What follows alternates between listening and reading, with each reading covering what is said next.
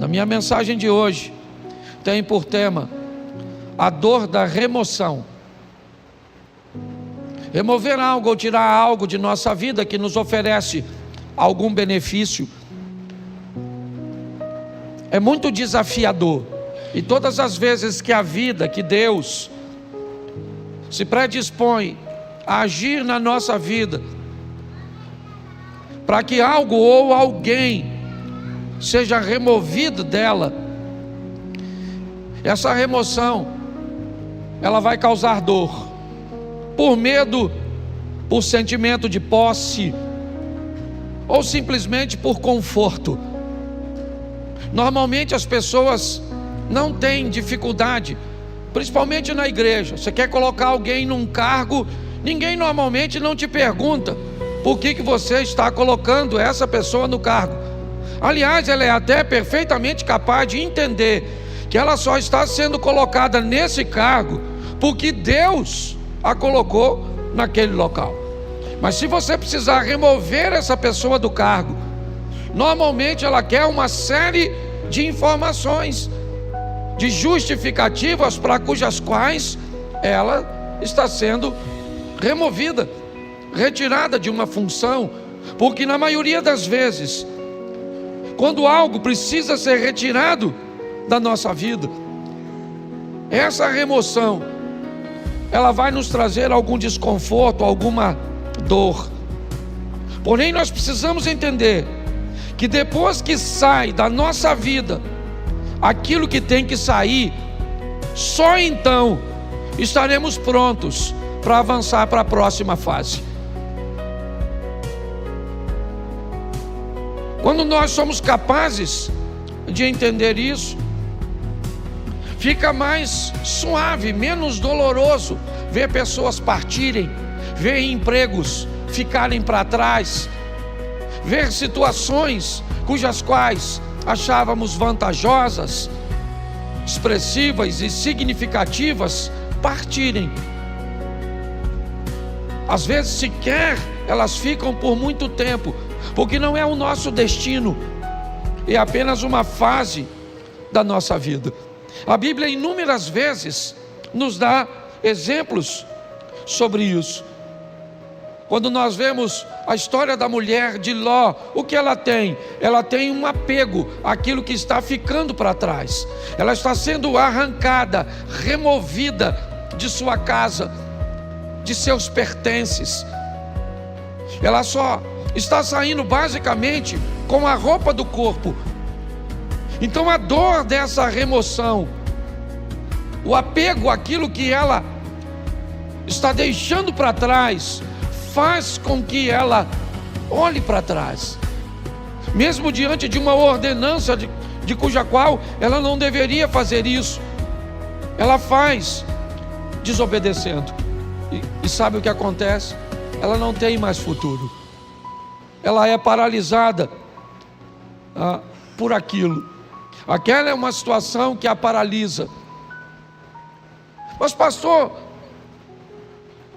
muitas vezes nós precisamos retornar, precisamos dar uma olhada, sim, mas não precisa ser num looping onde você retorna onde estava. O movimento pode parecer o mesmo, nós podemos fazer isso numa espiral, onde você volta ao mesmo lugar que estava antes, somente não é na mesma altura. Volta, mas você sabe, quando um avião pequeno, ele precisa decolar num ambiente montanhoso, você sabe o motivo pelo qual o avião do grupo Mamonas Assassinas colidiu com a Serra da Cantareira? Porque ele não tinha força suficiente para decolar como um jato. Não havia nele potência o suficiente para alcançar uma altura. O piloto deveria ter decolado utilizando um sistema de espiral. Decolaria mais baixo, então retornaria e ganharia altura para que conseguisse transpor aquele obstáculo, aquela serra. Quando a vida vai tirar algumas coisas de nós, e ela precisa tirar, e é isso que eu vou te mostrar em 3 exemplos, nós precisamos estar preparados para lidar com essa dor da perda, da separação, com a remoção, né, de algo ou de alguém que precisa ser retirado da nossa vida, porque senão nós não vamos transicionar de fase. Há quanto tempo você não muda de fase na sua vida? Há quanto tempo coisas ruins não acontecem, mas também não acontecem coisas boas? Quando você vive num dinamismo, é lógico que nem sempre coisas boas vão acontecer. A dinâmica da vida traz consigo coisas ruins, mas coisas boas também acontecem, e nós vamos vivendo e crescendo, evoluindo. Mas se nós não soubermos lidar com essa situação, nós vamos ter problemas. O primeiro texto que eu quero usar é um exemplo disso num milagre. Segundo livro dos Reis, capítulo 4, verso de número 4. Põe para mim na tela, por favor. Segundo livro dos Reis, capítulo 4, verso 4.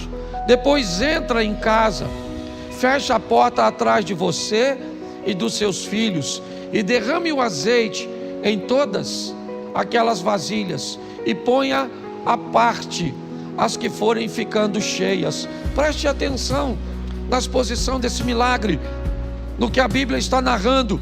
O milagre está acontecendo, mas todas as vezes que uma botija de azeite se enche, o que esta mulher tem que fazer é retirar essa botija, colocar uma outra no lugar e colocar essa botija para trás. Então, enquanto essa está enchendo, assim que essa enche, ela remove essa e coloca essa para que se encha. Me parece que a visão é basicamente a mesma. Aconteceu, está tudo certo. E agora, o que eu faço? O que aconteceu agora é passado. Eu tenho que voltar para o ambiente onde as coisas acontecem, e não utilizar o verbo no passado.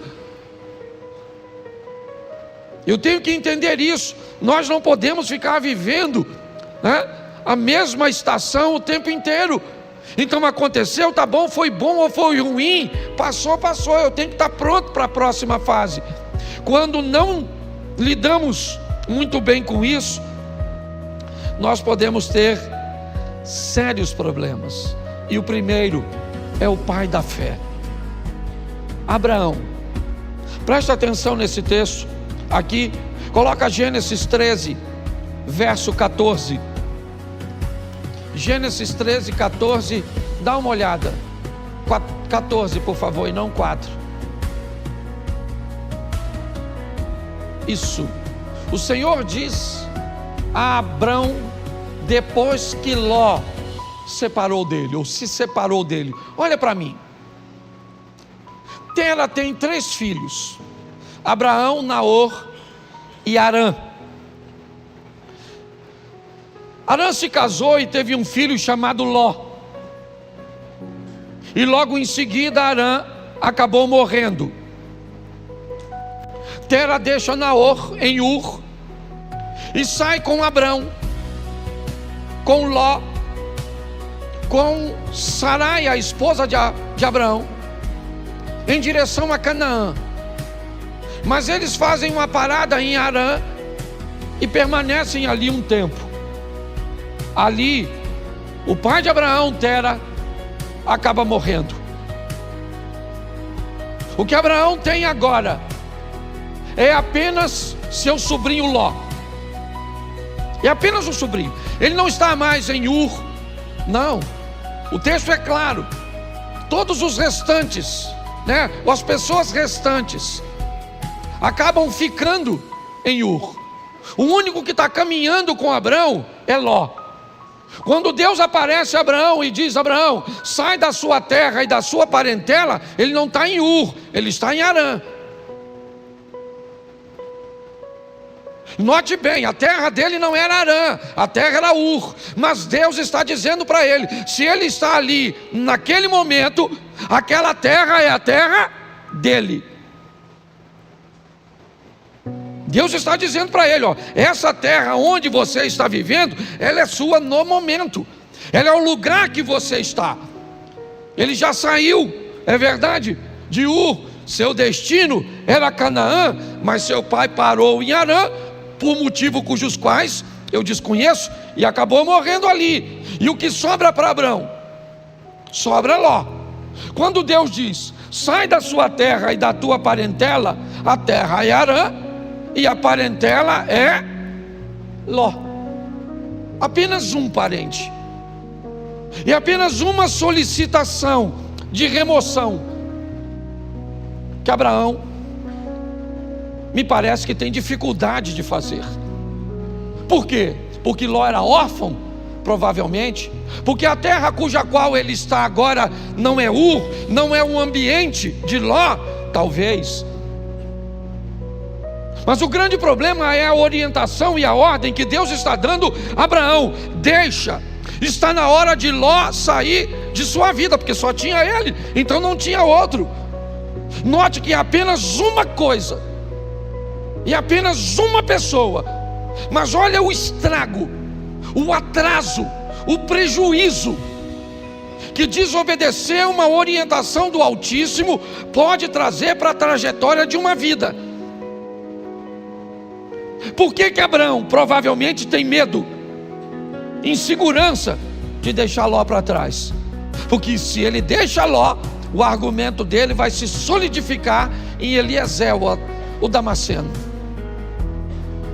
Já que ele não pode ter filho, pelo menos que ele deixe sua herança para um sobrinho que ele o adotou. Pelo menos é alguém de seu sangue. E parece que Abraão está preso nisso. Na hora de remover Ló é muito doloroso. Por quê? Porque ele é a minha segurança no que diz respeito ao futuro. Se não for ele, como é que vai ser? Pois é. Às vezes, quando Deus quer remover algumas coisas cujas quais somos apegados demais, sem ela não veríamos uma saída.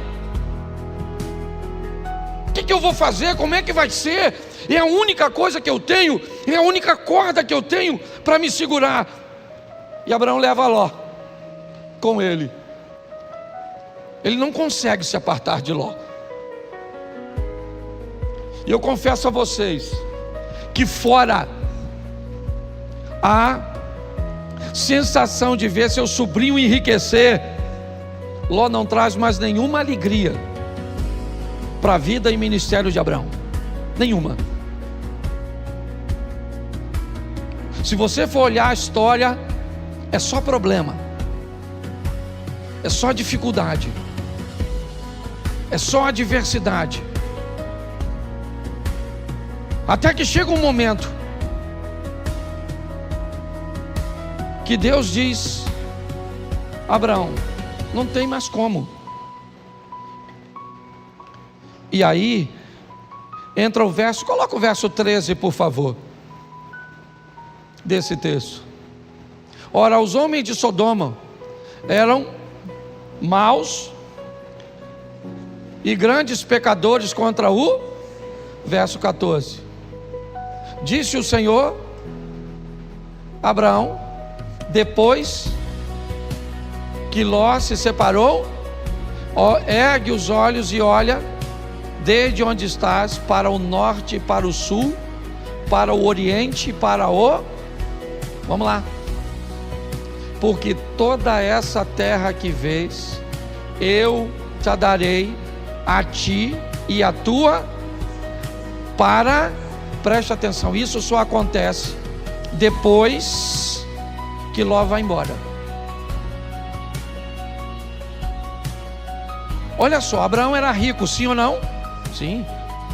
Foi a riqueza e a prosperidade que fez com que os poucos recursos da terra não fossem suficientes para sustentar os dois rebanhos. Há uma briga, um litígio entre os pastores de Ló. Então Abraão Diz a Ló: escolhe para onde você vai, escolhe. Decida para onde você quer ir. Note que Abraão não está preocupado com a direção, ele está preocupado com a companhia. Enquanto Ló caminha para Sodoma e Gomorra, lembra o verso 13? O que tinha lá? Homens que viviam em grandes pecados. Abraão não. O caminho de Abraão era outro. A rota de Abraão era outra. Abraão estava disposto a andar com Deus. Era isso. Quando olhamos essa história, o que descobrimos? Que o pai da fé estava apegado e tinha dificuldade de se libertar de coisas, e aqui de laços familiares. Entenda o que eu vou falar agora. O corte do cordão umbilical, o rompimento da sua vida para com a sua família, para viver a sua própria história, precisa acontecer. É importante que você entenda isso. Existe uma nova fase para você, e você precisa estar pronto a retirar ou a permitir que isso aconteça. Se dependesse de Abraão, ele não tiraria. Mas a prosperidade dos dois foram tanta que a terra está dizendo para eles: vocês não têm como viver juntos. Então ele diz: então você vai embora. E o texto diz que assim que Ló sai da vida de Abraão, Deus disse: agora levanta os teus olhos e olha. Agora dá uma olhada. Agora não há limite. Finalmente eu posso fazer na sua vida tudo aquilo que eu sempre quis fazer. Só não conseguia fazer antes porque você ainda estava aprisionado. É importante, eu não sei qual é a prisão ou aquilo que precisa ser removido da sua vida. Eu sei que tem coisas, e principalmente quando o assunto são questões familiares, principalmente, é romper com uma mãe para dar um outro nível para o casamento. É romper com um filho para dar um outro nível para o casamento. Pare e pense. Muitas vezes nós precisamos, não é abandonar, não. Você vai ver o que Abraão ainda vai fazer mais à frente. Mas é importante que nós entendamos isso, que depois que Ló sai da vida de Abraão, as coisas tomam um rumo totalmente diferente. Então, por mais doloroso que seja, esteja pronto para viver essa remoção. Deixa eu usar a segunda, que eu não posso deter muito tempo. Jonas 1,15. Jonas capítulo 1, verso de número 15. Levantaram Jonas e o lançaram ao mar, e cessou o mar da sua fúria. Preste atenção. Um barco está para afundar e Jonas está nele. Qual é o problema da tempestade? É Jonas. Qual é o motivo de tudo aquilo que está acontecendo? É Jonas. Por que Jonas está ali? Porque o capitão do navio está ganhando dinheiro com Jonas. Jonas está ali porque comprou uma passagem. Jonas está ali porque tinha uma grana para comprar uma passagem para entrar nesse barco.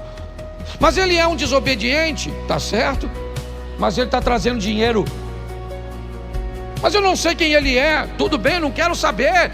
Ele está trazendo uma grana, ele está trazendo uma lucratividade, e pautado nessa lucratividade, eu não sou capaz de selecionar quem entra na minha vida. Deixa eu fazer uma pergunta para você: quanto custa para entrar na sua casa? Quanto custa para entrar na sua família? Quanto custa? Qual é o preço de um ingresso da sua intimidade? Pare e pense.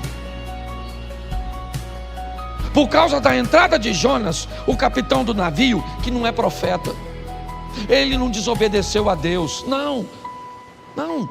Ele cometeu algum pecado quando vendeu o ingresso do barco dele para o Jonas?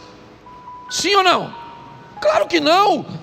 Mas não interessa, tem alguém dentro da vida dele, tem alguém dentro do barco dele que está trazendo aquela tempestade. É só uma questão de tempo até ele afundar. Você sabe o que ele faz, o capitão do navio? Ele pega toda a carga e joga fora. Ele precisava perder a carga? Não, o problema era a carga, o problema era Jonas. Mas ele perde a carga. Porque pessoas perdem aquilo que não precisava perder quando não querem tirar o que precisa ser retirado. Você não quer tirar esse comportamento? Então tá bom. Perde o casamento, perde a intimidade, perde a paz. Mas sabe por que Jonas saiu do barco? Porque o capitão procurou. O capitão está procurando, me parece, alguma coisa para jogar fora. O que ele quer é aliviar o barco, já perdeu a carga, é verdade, mas a tempestade continua. Então ele vai no porão, ele desce no porão do navio. Eu já falei isso aqui, ele desce no porão do navio, e lá no escuro do porão, deitado num lugar, está o Jonas. Porque aquilo que às vezes vai te levar para o fundo, não está na luz no convés, está no porão, escondido, quietinho. O que ele está estabelecendo em você, um comportamento, uma postura comportamental que destrói seus relacionamentos, que impede você de ter relacionamentos sadios. Mas quando ele procura, a Bíblia diz: aquele que pede recebe, aquele que busca acha. Então ele não está buscando, ele achou. Pegou o Jonas, levou o Jonas no convés, o interrogou, e Jonas disse: não era para eu estar aqui, era para eu estar onde? Em Nínive, cumprindo a minha missão. Mas eu desci a Jope, peguei, certo? Comprei um ingresso, uma passagem, entrei no seu barco para ir para Tarsis, para a Espanha. E agora? A tempestade está lá. Jonas diz que ele é o culpado. Mas e agora? O texto diz que o capitão está com medo de jogar Jonas fora. Quem é esse cara? Não é quem ele é a missão que ele precisa executar. Não tem a ver com ele, é com o propósito de Deus na vida dele. Ele se torna importante por causa do propósito. E aquele homem olha e diz: eu não vou remover esse cara do meu barco, eu estou com medo de jogar esse cara fora. Eu jogo esse cara fora e, não quer jogar? Então tá bom. Eu sei o que é isso muito bem. Eu trabalhei 12 anos numa empresa, foi lá que meus filhos nasceram, lá eu me casei. Eu não tinha um carro, eu usava o carro da empresa. Tudo girava em torno daquele lugar. Eu não sabia viver, não havia nenhum outro ecossistema que eu conseguia enxergar, sabe, para me prover de um futuro. Não tinha. Não havia possibilidade, eu não conseguia enxergar. Eu sei hoje que existia, tanto existia que eu estou onde eu estou, mas na época eu não via. Eu estava totalmente apegado, e Deus usando todas as estratégias para me remover. Ele me tirou com mão forte de um lugar que eu não queria sair. Eu não estava vivendo em pecado, não, eu só não estava onde Deus queria que eu estivesse. Mas aqui eu não quero falar de Jonas, eu quero falar do capitão. É ele é o foco da minha mensagem, porque é o barco dele que vai afundar. Por quê? Porque tem alguém que não deveria estar na vida dele, na casa dele, na empresa dele, nos negócios dele, no ministério dele. E agora ele tem que jogar Jonas fora. Sabe o que ele tem? Medo. Medo de jogar. Só que ele não vê outra situação. Ele tem que jogar Jonas fora. Verso 15: e levantaram a Jonas e o lançaram ao, e cessou a sua. Aí ele foi lá, mergulhou no mar, pegou a carga toda, trouxe de volta para o navio, e seguiu direitinho, sim ou não? Não. Precisava ter perdido a carga se tivesse jogado Jonas? Sim ou não? Mas perdeu a carga porque não achou o Jonas. Então fala para quem está do seu lado: acha o Jonas.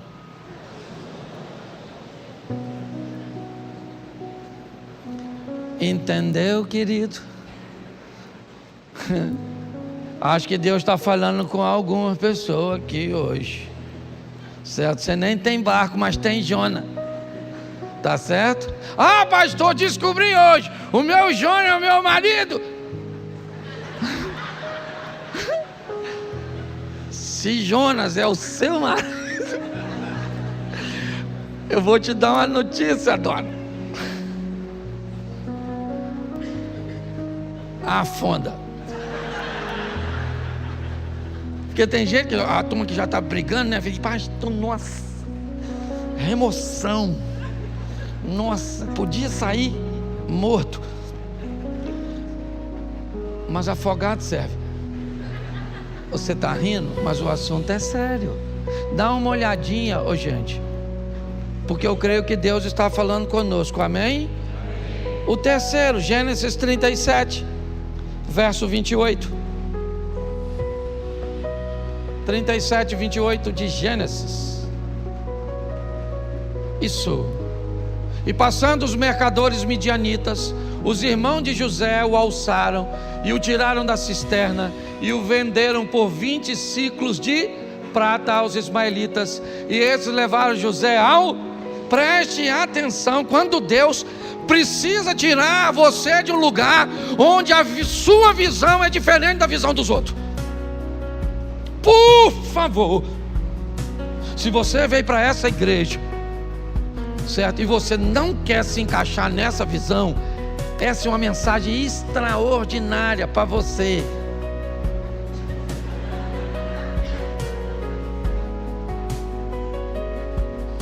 O José é um cara que ele vê o mundo, as coisas, ele aspira. Seu comportamento é diferente de seus irmãos. Não cabe. Eu não estou dizendo que Rubem, Simeão, Levi, Isacar, Zebulun, Gad, Azer, Naftali, certo? Eu não estou dizendo que eles estão errados. Eu estou dizendo que há uma visão diferente. E Deus então vai remover José. Sabe o que ele é? Irmão dos caras. Sabe, ele vai ser vendido como? Como? Repita comigo: é melhor ser um escravo na mão de estranhos do que irmão de uma família de invejosos. O dono do escravo, ele quer o quê? O que ele quer com o escravo? Ele quer o quê? Lucrar, sim ou não? Então, pro dono do escravo, quanto mais ele lucrar, melhor. O que o escravo vai fazer lá na frente? Se o escravo amanhã se tornou governador do Egito, o cara não quer saber. O que ele quer saber é o quanto ele ganhou quando vendeu o escravo. Mas um ambiente de invejoso, ele está preocupado com o que você pode se tornar no futuro. É isso que vai incomodá-lo. Então o propósito, enquanto o dono do escravo não se preocupa com o escravo amanhã, desde que tenha ganho com ele, o invejoso não, ele se preocupa totalmente com amanhã, com aquilo que você pode se tornar. Porque na verdade, na maioria das vezes, todo mundo quer ver você bem, desde que não seja melhor do que ele. Na maioria das vezes é assim que funciona. José precisa ser removido daquele lugar. Não cabe ali. Mas pastor, fique tranquilo. Essa é uma questão de família, e uma família bem organizadinha. Não esqueça que esse cara, ele é bisneto de Abraão, sim ou não? Isso. Ele é filho de Jacó, que é filho de Isaac, que é filho de Abraão. Essa é uma história sensacional no que diz respeito à família. Por quê? Porque José é vendido pelos irmãos aos ismaelitas e vai para o Egito, como nós lemos o texto. No Egito, então, ele se torna governador e depois de anos, seus irmãos vêm morar numa terra que ele conquistou para seus irmãos. Olha só, nessa história, os irmãos de José cabem na vida de José naquele momento que ele está lá? Sim ou não? Não. Mas quando ele migra para o Egito e se torna governador, quem é que vem morar com ele? Os irmãos. Tem gente que não cabe na sua vida hoje, mas vai caber. Tem ambientes que hoje precisa ser retirado de você, talvez porque você não tem habilidade para lidar com ele. Mas todas as vezes que Deus quer remover isso, ou quer remover algo, alguém da nossa vida, se esse ambiente, se essa pessoa nos traz alguma vantagem, nós vamos ter sérios problemas. Isso aconteceu com Abraão, como eu citei aqui para vocês. Isso aconteceu com aquele homem que teve seu navio ameaçado porque alguém não devia estar lá, e mesmo na hora de remover foi desafiador. E para José também foi difícil ver seus irmãos ficarem para trás e ele ser vendido.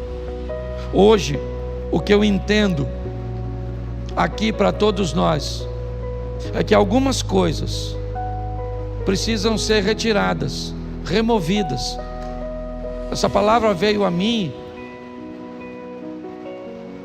quando eu ouvi aquela ministração na Slavec, onde aquela ideia de graça que me trouxe até aqui foi ampliada, não diminuída, ampliada. É uma nova fase. É importante que nós venhamos a respeitar o tempo da mudança. É um grande desafio para nós. Eu não sei se você sabe, mas a história de Abraão começa com 75 anos de idade. Isaac nasce, Abraão tem 100 anos. Foram 25 anos depois. Ele teve que vivenciar tudo aquilo. Talvez por isso ele seja chamado o pai da fé. Hoje, muitas vezes, Deus tenta remover coisas tão pequenas. Eu vou falar aqui algo, não vou expor a intimidade de ninguém, mas não sei nem se o casal que eu atendi está aqui, mas não vou citar seu nome de forma nenhuma aqui. Eu estava atendendo agorinha mesmo um casal que corre o risco de se divorciar porque a mulher tem dificuldade de remover o celular, de remover o vocabulário. E se não fizer isso, o casamento acaba. Mas ela tem dificuldade de remover, porque todas as vezes que algo precisa ser retirado, nós temos muita dificuldade.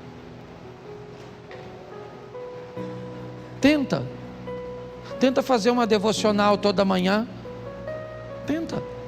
E você vai encontrar com diversos obstáculos que você precisa remover. Tenta levantar de manhã, fazer a sua oração, fazer sua leitura bíblica, fazer um período de meditação. Eu não sei de quanto tempo você pode, mas tenta fazer isso. A probabilidade de você não conseguir é muito grande, porque para colocar essas coisas em prática, você vai ter que remover outras coisas que você já faz e que lhe oferece conforto. Tenta orar toda noite com sua esposa, de mãos dadas. Tenta fazer jejum pelo menos 2 ou 3 vezes na semana. Tenta para ver. Pastor, por que é tão difícil? Porque antes de fazer aquilo, você vai precisar remover outras coisas que já estão estabelecidas, que te oferecem vantagens, que te oferecem conforto. Hoje a minha proposta, sabe, é trazer esse entendimento para você. Eu fecho aqui na minha devocional de sexta-feira. Eu vivi uma das maiores experiências, porque hoje não era para eu estar aqui. Hoje era para eu estar envolvido num escândalo e preso, com meu nome passando na mídia. Mas por causa da minha devocional, e eu tenho certeza, uma oração tão simples que eu fiz naquela manhã, me deu condições de chegar no lugar 20 minutos antes e resolver um problema que ia acabar com a minha vida. Você sabe quantos minutos eu orei naquela sexta-feira? Talvez de 5 a 7. Sabe aquela oração que você levanta e entrega o dia? Sabe, Senhor, toma esse dia, toma isso, toma aquilo, oro para o fulano, para o ciclano, aquela coisa. Então eu vou falar uma coisa para vocês. Para ter bons hábitos, nós vamos ter que remover os ruins. E se você achar que não consegue fazer isso, vai continuar com os ruins mesmos.